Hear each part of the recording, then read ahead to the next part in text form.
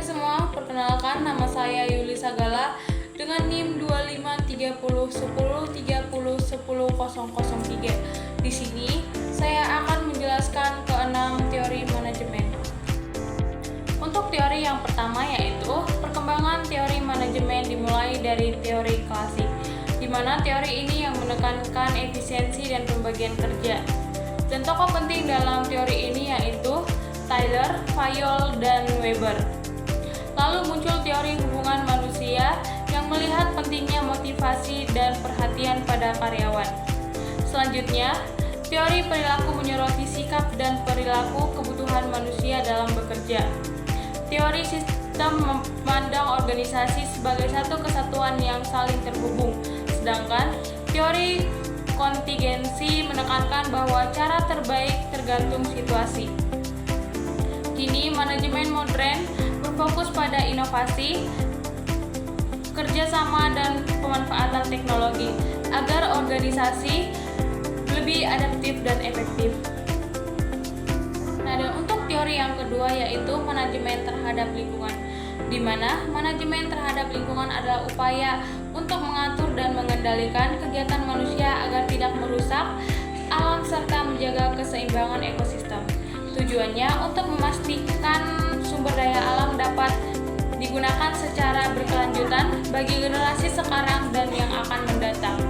Kegiatan ini mencakup perencanaan, pelaksanaan, dan pengawasan terhadap penggunaan sumber daya seperti tanah, air, udara, dan hutan.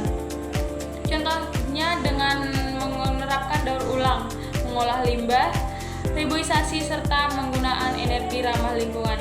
Dan pemerintah, perusahaan, dan masyarakat harus saling bekerja sama dalam menjaga lingkungan dan dengan cara meminimalkan pencemaran, menghemat sumber daya.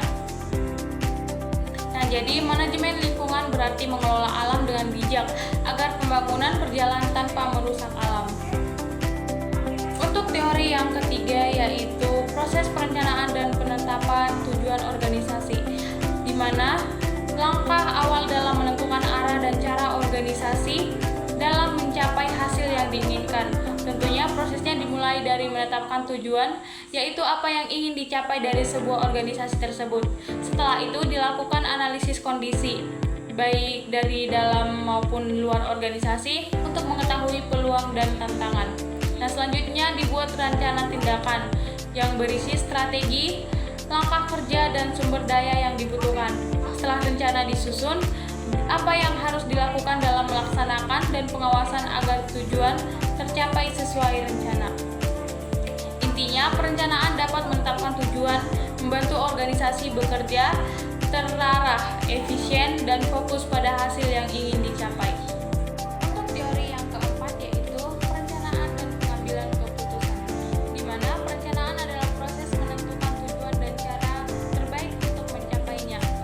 Melalui perencanaan, organisasi dapat memprediksi kebutuhan, mengatur sumber daya, dan mengantisipasi masalah yang akan terjadi. Pengambilan keputusan adalah proses memilih satu alternatif terbaik dari beberapa pilihan yang ada untuk menyelesaikan masalah atau mencapai tujuan. Keduanya saling